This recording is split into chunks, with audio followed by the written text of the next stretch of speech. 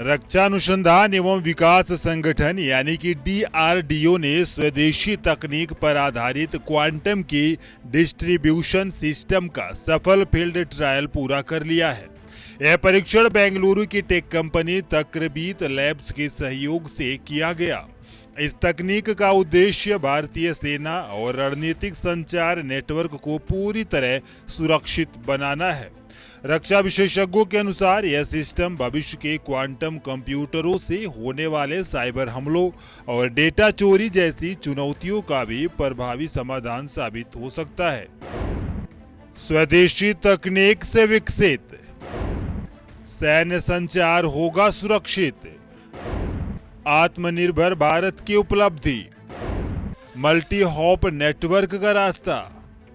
QKD यानी quantum की distribution तकनीक में डेटा के सुरक्षित आदान प्रदान के लिए प्रकाश के कण यानी फोटॉन्स का इस्तेमाल किया जाता है। इसकी सबसे बड़ी खासियत यह है कि यदि कोई बीच में डेटा को इंटरसेप्ट या हैक करने की कोशिश करता है तो सिस्टम तुरंत उस छेड़छाड़ का पता लगा लेता है।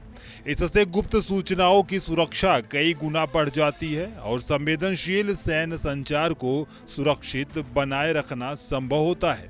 DRDO के मुताबिक यह पूरी तरह स्वदेशी प्रणाली है जिसे आत्मनिर्भर भारत अभियान के तहत भारत में ही डिजाइन और विकसित किया गया है। सफल फील्ड ट्रायल के बाद अब देश भर में मल्टी हॉप क्वांटम नेटवर्क स्थापित करने की दिशा में रास्ता खुल चुका है।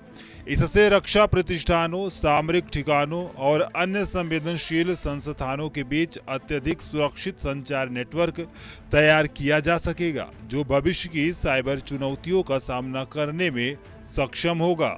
लैब में सफल परीक्षणों के बाद अब इस तकनीक को सेना के वास्तविक उपयोग के लिए तैयार माना जा रहा। फील्ड ट्रायल के दौरान एडवांस फाइबर स्पूल्स मॉनिटरिंग उपकरण और आधुनिक हार्डवेयर का इस्तेमाल किया गया। रक्षा विशेषज्ञ इसे भारत की साइबर सुरक्षा क्षमता में बड़ा बदलाव मान रहे हैं।